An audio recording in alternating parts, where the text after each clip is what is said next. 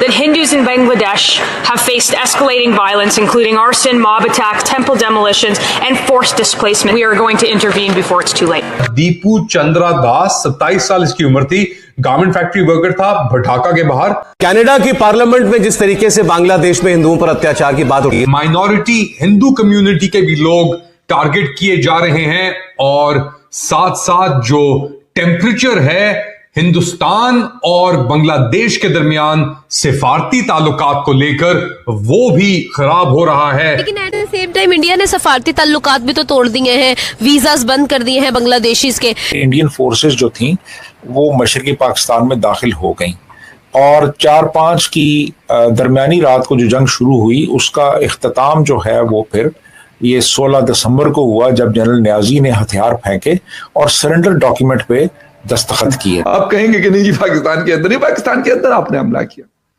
बल्कि पहली दफा शायद कह रहे हैं कि हो रहा है कि 1971 के बाद, if I am not wrong, कि किसी में जो हमारा इंटरनेशनल बॉर्डर है उसके ऊपर इस तरह की चीजें देखने को मिली। नमस्कार मित्रों, बांग्लादेश में भड़की हिंसा और हिंदुओं पे हो रहे अत्याचार व नरसंहार के मध्य अब दुनिया हिंदुओं के पक्ष में बोलने लगी है। अभी रूस ने बांग्लादेश को चेताया था और एक प्रकार से धमकी देते हुए कहा था कि 1971 को बांग्लादेश याद रखे, जो देश उन्हें बना सकता है 7 दिनों के अंदर, वही देश उनको मिटाने में 2 दिन भी नहीं लेगा। अब इसके बाद कनाडा की संसद में भी भारत के पक्ष में और बांग्लादेश के हिंदुओं के पक्ष में आवाजें उठना आरंभ हो चुकी हैं। कनाडा की महिला सांसद ने हिंदुओं पर हो रहे अत्याचारों का उल्लेख करते हुए यह बताया कि वहां किस प्रकार से हिंदुओं को जला करके मारा जा रहा है। आपको ज्ञात होगा मित्रों, चंद्र दास नामक एक 27 वर्षीय युवा और उसके पिता को पहले पीटा गया। उसके पिता पिटाई के दौरान ही मर गए, लेकिन इस युवा को नग्न करके उसे पेड़ से बांधा गया और जिंदा ही जला दिया गया। यह बड़ा ही भयावह दृश्य था मित्रों और पूरी दुनिया में इसकी भर्त्सना की जा रही है। यहाँ तक कि अब इस प्रकार की हिंसा को देख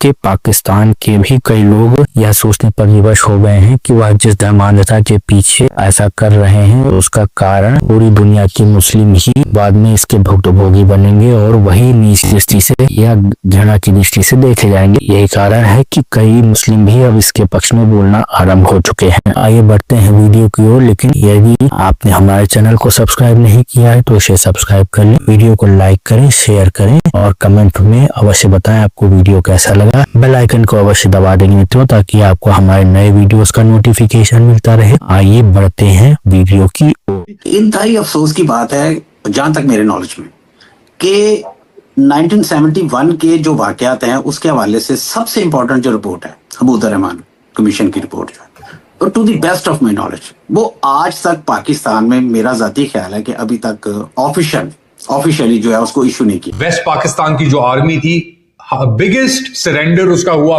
90,000 पाकिस्तानी फौजी जो थे उन्होंने सरेंडर। वो उससे फिर वो एक जो एक तरह की जो दूरी थी ईस्ट और वेस्ट पाकिस्तान के दरमियान वो बढ़ती चली गई और उसका जो फिर ये हुआ कि 70 में सैलाब आया तो वो सैलाब में बहुत तबाही हुई, लेकिन उसको भी हमने नज़रअंदाज किया।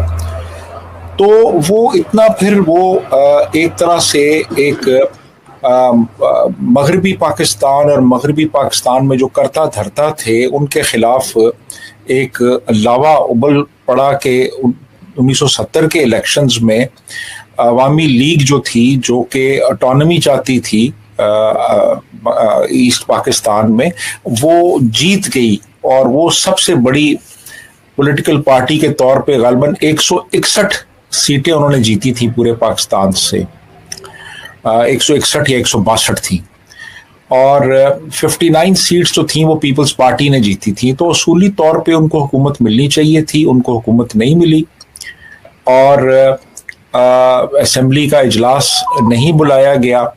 तो उसके नतीजे में फिर वहाँ पे एक सिविल अनरेस्ट की मूवमेंट शुरू हो गई, जिसको हमने बजरिया ताकत कुचलने की कोशिश की और 25 मार्च 1971 को एक मिलिट्री एक्शन शुरू कर दिया।